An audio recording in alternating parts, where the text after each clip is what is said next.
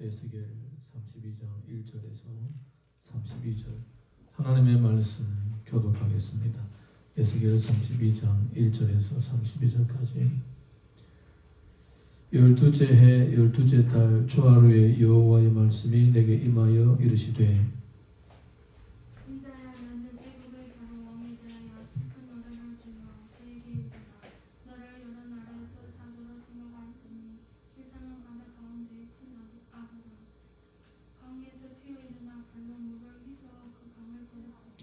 주 여호와께서 이같이 말씀하셨느니라. 내가 많은 백성의 무리를 거느리고 내 그물을 내 위에 치고 그 그물로 너를 끌어올리로다. 내가 너를 묻게 부리며 배를 던져 공중의 새들이 내 위에 함께 할 것이며 온 땅의 짐승이 너를 먹어 배부르게 하리로다. 내가 내 살점을 여러 산에 두며 내 시체를 여러 골짜기에 채울 것이며 내 피로 내 헤엄치는 땅에 물 배듯하여 산에 묻히게 하여 그 모든 백성을 채우리로다. 내가 너를 불 끄듯 할 때에 하늘을 가리어 별을 어둡게 하며 해를 구름으로 가리며 달이 빛을 내지 못하게 할 것이며 하늘의 모든 밝은 빛을 내가 내 위에서 어둡게 하고 어둠을 내 땅에 없게 하리라. 주 여호와의 말씀이니라. 내가 내 패망의 소문이 여러 나라 곧 내가 알지 못하는 나라들에 이르게 할 때에 많은 백성의 마음을 번뇌하게 할 것이며 내가 그 많은 백성을 너로 말미암아 놀라게 할 것이며 내가 네 칼이 그들의 왕앞에서 춤추게 할 때에 그 왕이 너로 말미암아 심히 두려워할 것이며 내가 엎드러지는 날에 그들이 각각 자기 생명을 위하여 무시를 품리로다. 주 여호와께서 이같이 말씀하셨느니라. 바벨론 왕의 칼이 내게 오리로다. 나는 내 무리가 용사하고 모든 나라의 무서운 국가들의 칼이 엎드러지게 할 것이며 그들이 애굽의 사람을 떠나며 그 모든 무리를 멸하리로다. 내가 또 그 모든 짐승을 큰 물가에서 멸하리니 사람의 발이나 짐승의 굽이 다시는 그 물을 흐리지 못할 것이며 그때 내가 그 물을 맑게 하여 그 강이 기름같이 흐르게 하리로다. 주 여호와의 말씀이니라. 내가 애굽 땅에 황폐하여 사막이 되게 하여 거기에 풍성한 것이 없게 할 것이며 그 가운데 모든 주민을 치리니 내가 여호와인 줄을 그들이 알리라. 이는 슬피 부를 노래이니 이러나 나라들이 이것을 슬피 부르며 애국과 그 모든 무리를 위하여 이것을 슬피 부르리로다. 주 여호와의 말씀이니라. 12째 해 어느 달 여섯째 날에 여호와의 말씀이 내게 임하여 이르시되 인자야 애국의 무리를 위하여 슬피 울고 그와 유명한 나라의 여자들을 구덩이에 내려가는 자와 함께 지하에 던지며 이르라. 너희 아름다움이 어떤 사람들보다도 뛰어나도다. 너는 내려가서 할례를 받지 아니한 자와 함께 놀지어다. 그들이 죽임을 당한 자 가운데에 엎드러질 것이며 그는 칼에 넘겨진 바 되었은즉 그와 그 모든 무리를 끌지어다. 용사 가운데 강한 자가 그를 돕는 자와 함께 서울 가운데에서 그에게 말하며 할례를 받지 아니한 자 곧 칼에 죽임을 당한 자들이 내려와서 가만히 누웠다 하리로다. 거기에 아수르와 그 온 무리가 있으며 다 죽임을 당하여 칼에 엎드러진 자라. 그 무덤이 그 사방에 있도다. 그 무덤이 구덩이 깊은 곳에 만들어졌고 그 무리가 그 무덤 사방에 있으며 그들은 다 죽임을 당하여 칼에 엎드러진 자 곧 생존하는 사람들이 세상에서 사람을 두렵게 하던 자로다.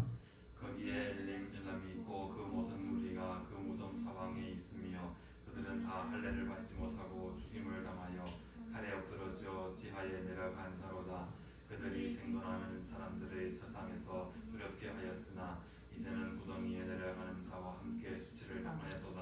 그와 그 모든 무리를 위하여 죽임을 당한 가운데에 침상을 놓았고 그 여러 무덤은 사방에 있으며 그들은 다 할례를 받지 못하고 칼에 죽임을 당한 자로다. 그들이 생존하는 사람들이 세상에서 두렵게 하였으나 이제는 구덩이에 내려가는 자와 함께 수치를 당하고 죽임을 당한 자 가운데에 누웠도다. 거기에 메섹과 두발과 그 모든 무리가 있고 그 여러 무덤은 사방에 있으며 그들은 다 할례를 받지 못하고 칼에 죽임을 당한 자로다. 그들이 생존하는 사람들의 세상에서 두렵게 하였으나 그들이 할례 받지 못한 자 가운데에 이미 엎드러진 용사와 함께 누운 것이 마땅하지 아니하냐. 이 용사들은 다 무기를 가지고 서울에 내려가서 자기의 칼을 베개로 삼았으니 그 백골이 자기 죄악을 졌으며 생존하는 사람들의 세상에서 용사의 두려움이 있던 자로다. 오직 너는 할례를 받지 못한 자와 함께 패망할 것이며 칼에 죽임을 당한 자와 함께 누우리로다. 거기 에돔 곧 왕들과 그 모든 고관이 있으며 그들이 강성하였으나 칼에 죽임을 당한 자와 함께 있겠고 할례를 받지 못하고 구덩이에 내려간 자와 함께 누우리로다. 거기에 죽임을 당한 자와 함께 내려간 북쪽 모든 병백과 모든 시돈 사람이 있으며 그들이 본래는 강성하였으므로 두렵게 하였으나 이제는 부끄러움을 품고 할례를 받지 못하고 칼에 죽임을 당한 자와 함께 누웠고 구덩이에 내려가는 자와 함께 수치를 당하였도다. 바로가 그들을 보고 그 모든 무리로 말미암아 위로를 받을 것이며 칼에 죽임을 당한 바로와 그 온 군대가 그리하리로다. 주 여호와의 말씀이니라. 내가 바로로 하여금 생존하는 사람들의 세상에서 사람을 두렵게 하게 하였으나 이제는 그가 그 모든 무리와 더불어 할례를 받지 못한 자 곧 칼에 죽임을 당한 자와 함께 누이리로다. 주 여호와의 말씀이니라. 우리 옆에 계신 분들하고 서로 인사하겠습니다. 우리는 행복한 예배자입니다. 우리는 경건한 예배자입니다. 우리는 행복한 우리는 예배자입니다. 경건한 예배자입니다. 초등학교 다닐 때에 송화강변에서 살았습니다. 송화강은 저기 백두산 천지에서 물이 내려와서 이도백화로 내려와서 길림을 지나서 그리고 나중에 할빈, 감옥사 쭉 지나서 저기 흑룡강 맨 끝에 동강에서 흑룡강으로 흘러들어갑니다. 우리가 살던 데는 감옥사 밑에 송화강 하류 쪽입니다. 어릴 때에 그 송화강은 진짜 우리 놀이터와 마찬가지였습니다. 겨울에는 가서 썰매도 타고 스케이트도 탑니다. 여름에는 5월달부터 10월까지 얼기 전까지는 또 낚시도 하고 수영도 하고 조개도 캐고 배도 타고 다니고 참 재밌던 기억들이 한두 가지가 아닙니다. 그리고 어릴 때 이 강에서 놀다가 목이 마르면 손으로 강물을 움켜서 마시기도 했습니다. 약간 흙냄새가 났습니다. 그래도 그 강물을 먹다 해서 병 걸리거나 아프지도 않습니다. 그래서 지금까지 살겠죠? 그냥 웅켜 마셔도 괜찮습니다. 그리고 이제 강변에 놀러 간 사람들은 그냥 불하고 솥만 가져갑니다. 고기 잡아서는 이 나무 가지 같은 거 이런 거 주워다가 불 떼고 그 강물 그냥 퍼다가 거기다가 이제 물고기를 생선을 거기다가 요리를 해서 먹기도 합니다. 그 물을 마셔서 아무런 문제가 없었습니다. 비록 그게 모래도 좀 들어있고 약간 좀 맑은 물은 아닙니다만은 근데 그 물이 참 지금 알고 보면 그 물이 깨끗한 물이라는 겁니다. 그냥 흙이 좀 섞였던 물이지. 그래서 아주 오래 후에 제가 어떤 송화강변에서 살던 분을 만났는데 어릴 때 그랬다고 했더니 뭐라고 하냐면 지금은 절대로 마시면 안 됩니다. 지금은 첫 번째 공장들이 많이 섰다는 거예요. 송화강변에 공장들이 많이 서서 그 공장의 오염 폐수가 거기로 다 흘러 들어가는 거예요. 그리고 예전에 목동강 감옥사 할빈 이런 데에 화장실이 어디 있었냐면 화장실이 그냥 동네에 있었어요. 도시에도 화장실이 따로 있었어요. 아파트에 사는 사람들이 아침에 줄 섭니다. 여러분 본 적이 없죠? 저까지만 해도 봤습니다. 아파트에서 살다가 화장실 보러 내려와야 돼요. 그래서 이 똥차가 똥물 퍼가지고 그리고 가져갑니다. 근데 후에는 안 그렇죠. 후에는 그 물이 전부 다 하우스로 연결해가지고 어디로 갑니까? 다 강물로 흘러내려가는 겁니다. 그 다음에는 물을 못 마시게 되는 거예요. 그 다음에 이제 물을 옮겨주면 이게 무슨 물인지 모르는 거예요. 오염이 다 돼가지고 못 마시는 거예요. 옛날에 어릴 때 제가 홍항에서 살았던 게 정말 다행입니다. 물도 마셔보고 별별 생선이 다 있었습니다. 진짜. 지금은 그런 생선도 없대요. 별별 생선이 다 있었습니다. 근데 그 송화강이 이미 오염된 지 오래돼가지고 그때 한 15년 전인가 그때 물어봤는데 이미 오염돼가지고 절대로 물을 마시면 안 된다고 하더라고요. 옛날부터 위에물이 맑아야 아래물이 맑다 이런 속담이 있습니다. 물 얘기를 하는 것이 아닙니다. 한 가문이라든가 아니면 이런 어떤 공동체의 그 분위기라든가 그 공동체 문화를 가리키는 것입니다.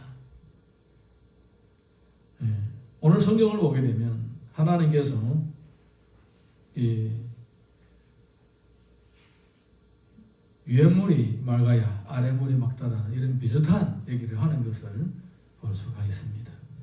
우리가 오늘 본문의 말씀 1절에서 2절 한번 살펴봅니다. 시작. 12째 해 12째 달 초하루에 여호와의 말씀이 내게 임하여 이르시되 인자야 너는 애굽의 바로 왕에 대하여 슬픈 노래를 불러 그에게 이르라. 너를 여러 나라의 사자로 생각하였더니 실상은 바다 가운데 큰 악어라. 강에서 튀어 일어나 발로 물을 휘저 그 강을 더럽히도다. 너 애굽이 사자인 줄 알았는데 가만히 보니까 사자가 아니고 발로 강물을 휘저어서 더럽게 하는 악어라는 겁니다. 여러분 사자라는 짐승은요 배고플 때에 다른 짐승을 잡아먹지 배 부르면요 토끼가 그 앞에 있어도 안 잡아먹습니다. 절대로 배고프면 배 부르면 안 잡아먹습니다. 그게 사자예요. 사자뿐만 아니라 다른 짐승들도 그렇습니다. 육식동물들은 배 부르면 더 이상 안 잡아먹습니다. 놔둡니다. 가만 놔둡니다. 그런데 악어는 안 그런 거예요. 악어는 그냥 발로 물을 흐르게 만들어서 다른 동물도 물을 못 마시게 한다 이거예요. 다른 짐승을 잡아먹으면서 다른 짐승이 물도 못 마시게 물까지 흐르는다 그 얘기입니다. 그러니까 악어는 말 그대로 악한 어종 악어 나의 해석입니다. 그렇다라는 거예요. 물을 흐린다라는 겁니다. 물을 흐린다라는 거예요. 애굽 존재 자체가 강대한 나라임에도 불구하고 그 강대한 나라로 말미암아 나라가 강하면 자연스럽게 약한 나라들을 약탈도 괴롭히기도 합니다. 그런데 애굽은 약탈하고 괴롭힐 뿐만 아니라 문화 자체를 흐려버리게 만든다라는 거예요. 문화 자체를. 분위기 자체를 흐리게 만든다라는 것입니다. 이게 바로 애굽의 악입니다. 애굽의 악입니다. 자, 우리 이어서 3절에서 8절 읽어보겠습니다. 시작. 주 여호와께서 이같이 말씀하셨느니라. 내가 많은 백성의 무리를 거느리고 내 그물을 내 위에 치고 그 그물로 너를 끌어올리리로다. 내가 너를 무태 버리며 들에 던져 공중의 새들이 내 위에 앉게 할 것이며 온 땅의 짐승이 너를 먹어 배부르게 하리로다. 내가 내 살점을 여러 산에 두며 내 시체를 여러 골짜기 위에 채울 것이며 내 피로 내 헤엄치는 땅에 물대듯 하여 산에 미치게 하여 그 모든 개천을 채우리로다. 내가 너를 불그릇 할 때에 하늘을 가리어 별을 어둡게 하며 해를 구름으로 가리며 달의 빛을 내지 못하게 할 것이며 하늘의 모든 빨간 빛을 내가 내 위에서 어둡게 하여 어둠을 내 땅에 베풀리로다. 주 여호와의 말씀이니라. 아멘. 이렇게 하나님께서 이 악어를 아예 찢어버려가지고 살점을 던져버리고 피를 온 강물에 흐르게 만들겠다. 이렇게 극도로 증오한 어떤 존재를 찢어버리는 것처럼 그렇게 하나님께서 애국을 극도로 증오하신다라는 것입니다. 사랑이 많으시고 은혜가 풍성하신 하나님께서 이 애국을 두고 보다 못해 나중에는 이렇게 극단적인 방법으로 처단을 하시는 것입니다. 하나님은 하루 이틀이 아니라 수백 년 동안 수천 년 동안 애국을 참아주셨다가 도저히 안 되니까 이렇게 하셨다라는 것입니다. 할렐루야. 중국에 아이를 갖다가 파는, 아이를 훔쳐서 파는, 서로 누가 옆에서 이렇게 아이를 데리고 간 누가 옆에서 말을 겁니다. 말을 거는 사이에 돌아보니까 아이가 없어진 거예요. 이런 일들이 비일비재합니다.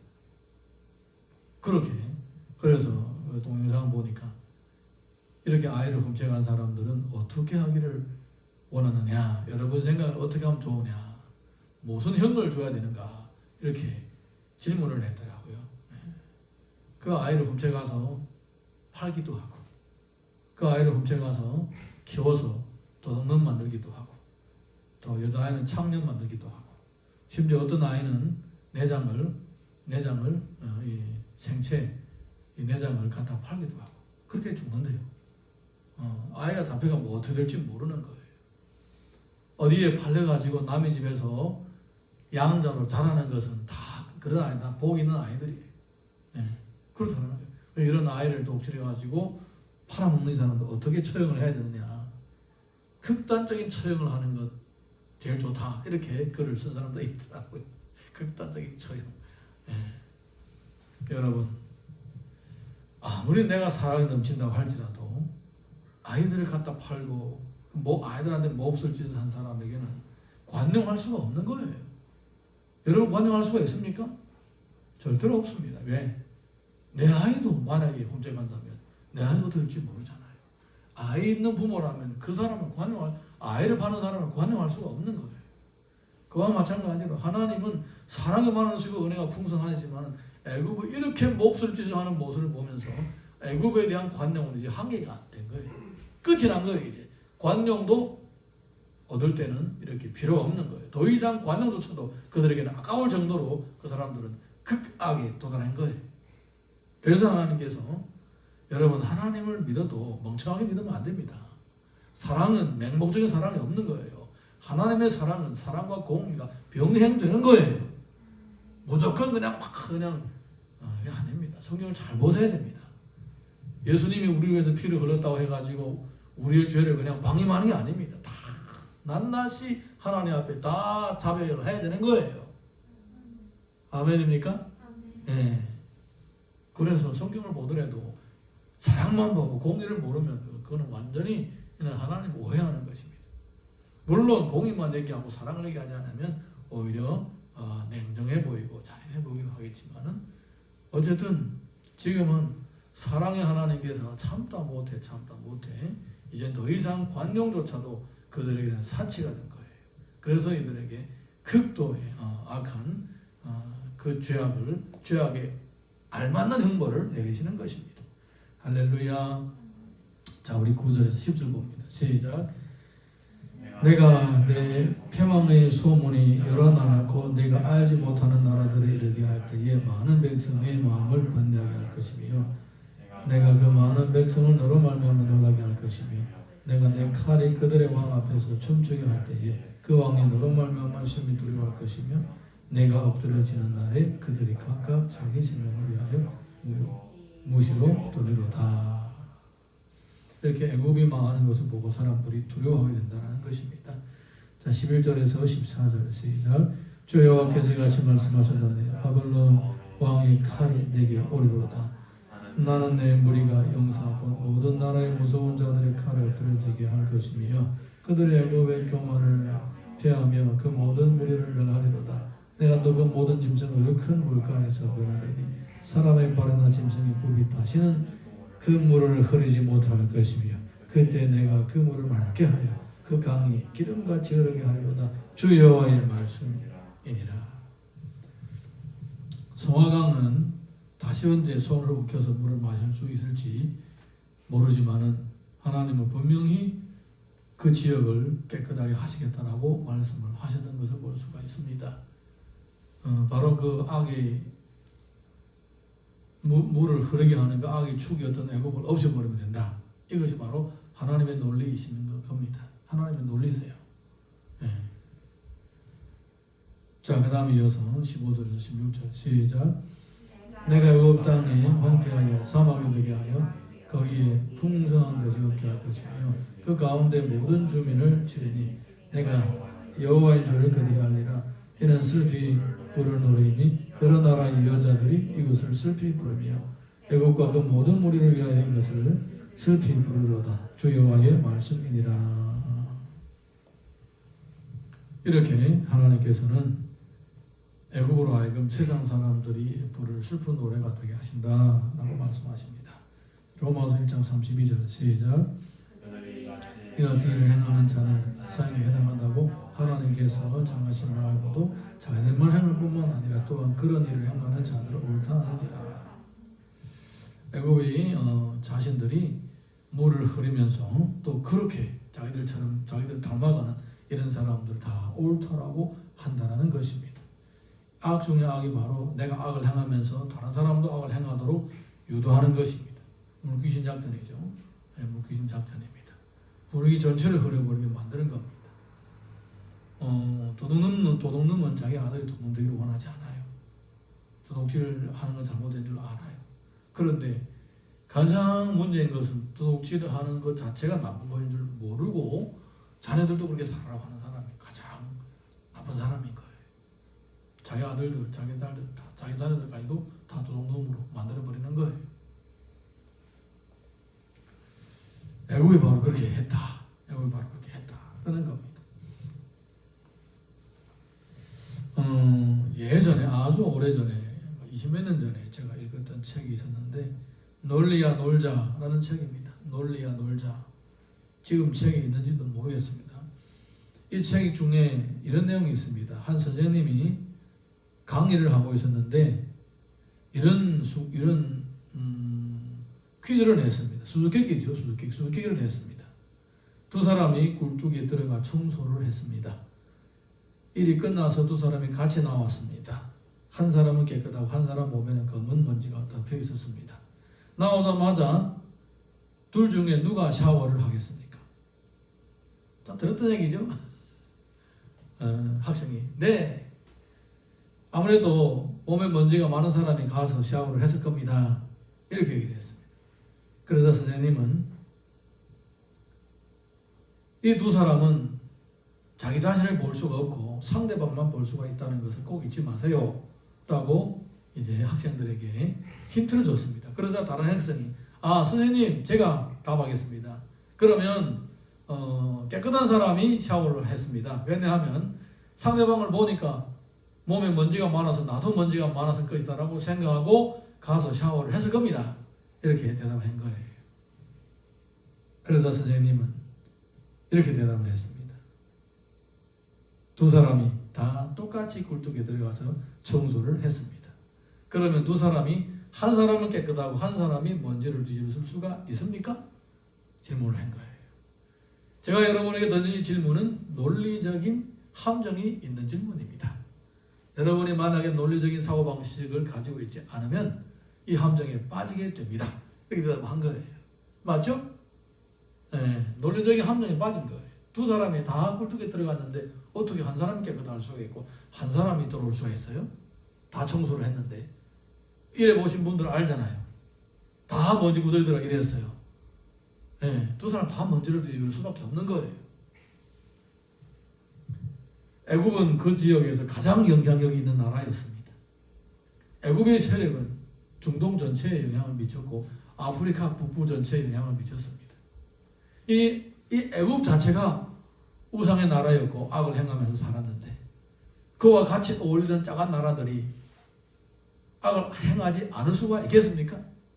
다 먼지가 있는 거예요. 다 같이 먼지를 뒤집어 쓴 거예요. 그래서 하나님께서는 이 17절로부터 쭉 읽어보게 되면 그 나라들 일일이 다 언급하는 모습을 보게 됩니다. 자, 우리 17절에서 21절 봅니다. 시작. 12째 해 어느 달 15째 날에 여호와의 말씀이 내게 임하여 이르시되 인자야 애굽의 무리를 위하여 슬피 울고 유명한 나라의 여자들을 구덩이에 내려 가는 자와 함께 지하에 던지며 이르라 너의 아름다움이 어떤 사람들보다도 뛰어나도다. 너는 내려가서 할례받지 아니한 자와 함께 누울지어다. 그들이 죽임을 당한 자 가운데 엎드려질 것이며 그는 칼에 넘겨진 바 되었은즉 그와 그 모든 무리를 끌지어다. 용사 가운데 강한 자가 그를 돕는 자와 함께 수월 가운데서 그에게 말하며 할례받지 아니한 자 곧 칼에 죽임을 당한 자들이 내려와서 가만히 누웠다 하리로다. 아무리 한때 화려하고 부유하고 번영을 누려도 결국은 할례 받지 못한 자들과 함께 그렇게 수월에 누워 있다 그 얘기입니다. 예, 그들에게 하나님의 형벌로 인한 그런 저주가 임해서 그들은 망했다 그 말입니다. 22절에서 23절 봅니다. 시작. 거기에 아수르와 그 온 무리가 있으며 다 죽임을 당하여 칼에 엎드려진 자라. 그 무덤이 그 사방에 도다. 그 무덤이 구덩이 깊은 곳에 만들어졌고 그 무리가 그 무덤 사이에 있으며 그들은 다 죽임을 당하여 칼에 엎드려진 자고 생존하는 사람들의 세상에서 사람을 두렵게 하던 자로다. 아수르도 애국과 똑같다는 겁니다. 하나님께서 아수르를 멸하시고 애국을 교육시켰다고 그랬죠. 네. 아수르는 수탉이고 애국은 원숭이라고 그랬죠. 지난 시간에 똑같은 거예요. 이 사람들이. 네. 자, 이어서 24절에서 25절 시작. 거기에 엘람이 있고 그 모든 무리가 그 무덤 사이에 있으며 그들은 다 할례를 받지 못하고 죽임을 당하여 칼에 엎드려져 지하에 내려갈 자로다. 그들이 생존하는 사람들을 시장에서 두렵게 하였으나 이제는 구덩이에 내려가는 자와 함께 실질당하였다. 그와 그 모든 무리를 위하여 죽임을 당한 자 가운데에 심장을 놓았고 그 여러 무덤은 사방에 있으며 그들은 다 할례를 받지 못하고 칼에 죽임을 당한 자로다. 그들이 생존하는 사람들 세상에서 두렵게 하였으나 이제는 구덩이에 내려가는 자와 함께 수치를 당하고 죽임을 당한 자 가운데 누웠도다. 엘람이나 아수르나 애굽이나 다 똑같죠. 네, 할례를 받지 못한 자의 가운데 누워있고 한때는 막강했습니다만은 똑같게 지금 무덤에 그냥 누워있는 거예요. 자, 26절에서 28절 시작. 거기에 메섹과 두발과 그 모든 무리가 있고 그 여러 무덤은 사방에 있으며 그들은 다 할례를 받지 못하고 칼에 죽임을 당한 여기까지 있겠습니다. 너무 기니까 여러분을 또 배려해서 앞부분만 읽겠습니다. 메섹과 두발 똑같다라는 거예요. 자, 그리고 29절 보겠습니다. 시작. 거기에는 에돔 그 왕들과 그 모든 고원들이 있으며 여기까지 읽겠습니다. 에돔도 똑같은 거예요. 에돔도. 그 다음에 30절 시작. 거기에는 죽음을 당한 자와 함께 내려간 북쪽 모든 방백과 모든 시돈 사람이 있으며 그들이 본래는 강성하였으므로 두렵게 하였으나 이제는 부끄러움을 품고 할례를 받지 못하고 칼에 죽임을 당한 자와 함께 누웠고 구덩이에 내려가는 자와 함께 수치를 당하도다.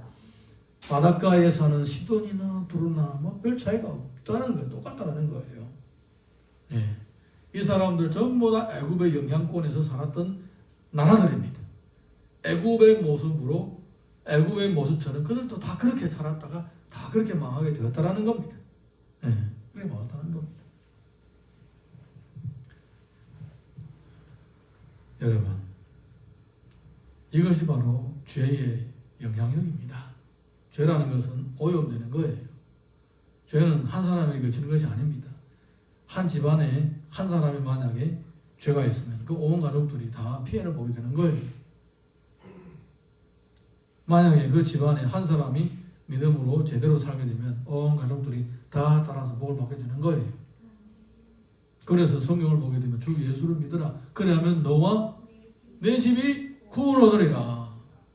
한 사람의 구원의 효과가 온 집안에 미친다는 그 말이 아니라 내가 한 사람 예수 그리스도를 믿음으로 말미암아 다른 사람들에게도 예수 그리스도를 믿을 수 있는 기회를 제공하게 된다는 거예요. 구원의 일대리지만은 다른 사람 믿는 걸 보고 나도 믿게 된다 그 말입니다. 네. 의도 영향력이 있고 죄도 영향력이 있는 것입니다. 안타깝게도 애굽은 주변 나라들에게 악한 영향을 끼쳐가지고 발로 물을 휘저어서 물을 흐르게 만들어서 그 물을 마시는 모든 사람들이 다 입에 모래가 씹히게 만들었다 이 말입니다.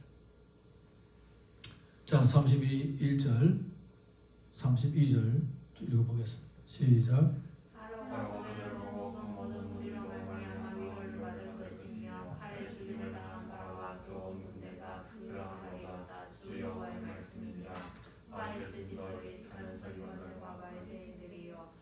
예, 32절이 빠져버렸네. 예, 여기까지 읽겠습니다. 일단 바로가 그 사람들의 무리를 보고 위로를 받았다라는 거예요. 예, 아유 너들도 그렇구나. 나와 똑같구나. 이렇게 위로를 받는 거예요. 이렇게 위로를 받는 거예요. 예, 그래서 성경에서 이런 말씀을 하고 있는 겁니다. 마태복음 23장 15절 시작. 화실 진저 외식하는 서기관들과 바리새인들은 너희는 교회는 한 사람 얻기 위하여 바다와 육지를 뚫어다니다가 생기면 너희보다 배나 더 지옥 자식이 되게 하는도다. 이게 바로 악의 영향력입니다. 예수님도 이 악의 영향력에 대해서 얘기를 하고 있는 것입니다. 이 애굽의 한 나라가 온 그 주변의 나라들을 전부 다 흐리게 만들었습니다. 흙탕물 안에서 살도록 만들어 버렸습니다. 분위기와 문화 자체를 흐리게 만들어 버렸습니다. 신약에서도 보게 되면 이 서기관들과 바리새인들이 전부 다 사람들을 자기들 따라서 지옥 자식이 되게 만들었다라는 겁니다. 여러분, 우리도 자칫 잘못하면 남에게 나쁜 영향을 끼치게 되는 거예요. 나쁜 영향력을 끼치게 된다면 어떻게 되겠습니까? 애굽처럼 똑같게 되겠죠.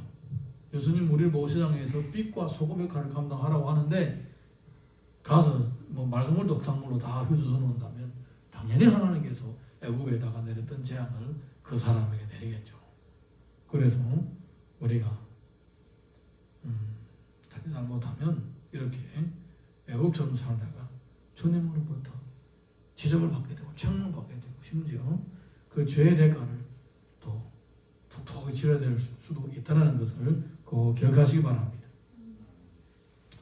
까마귀 한 마리가 동쪽으로 날아가다가 힘들어서 나뭇가지에 앉았습니다. 마침내 비둘기 한 마리도 그 나뭇가지에서 쉬고 있었습니다.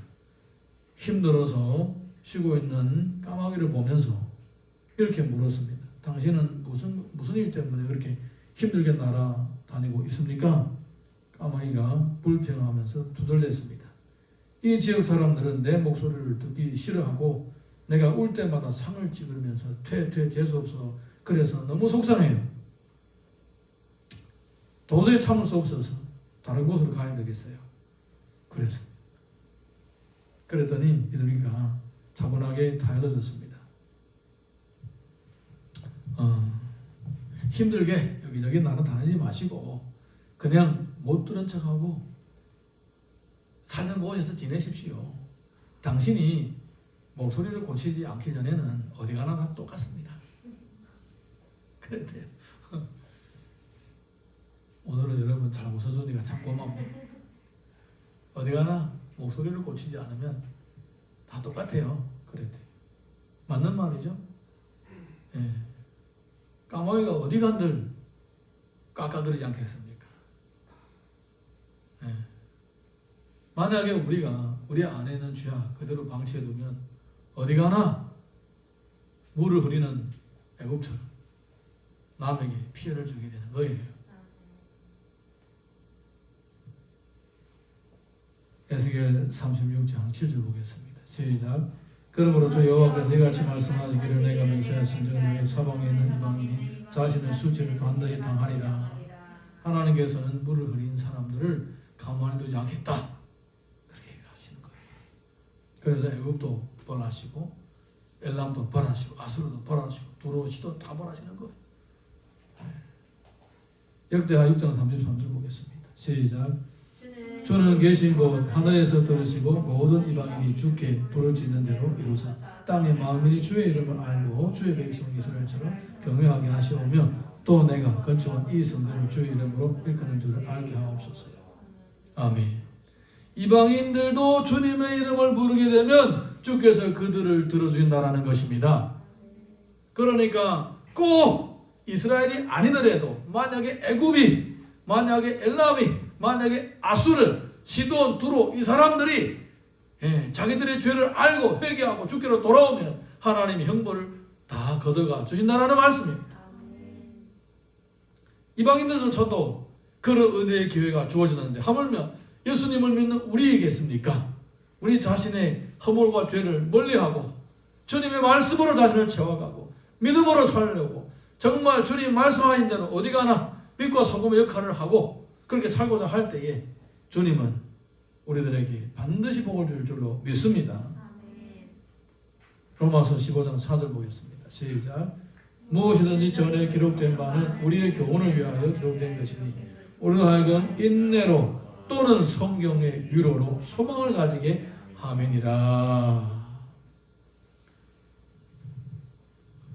애굽처럼 이렇게 어디 가나 물을 흐리는 이런 하나님의 저주와 심판에 따라다니는 존재가 아니라 빛과 소금의 역할을 감당함으로써 우리 때문에 많은 사람들이 주께로 돌아오는 그런 역사가 일어날 수 있기를 주님의 이름으로 축원합니다. 우리 자리에서 다 같이 일어나셔서 찬양 하나 부르고 기도하겠습니다.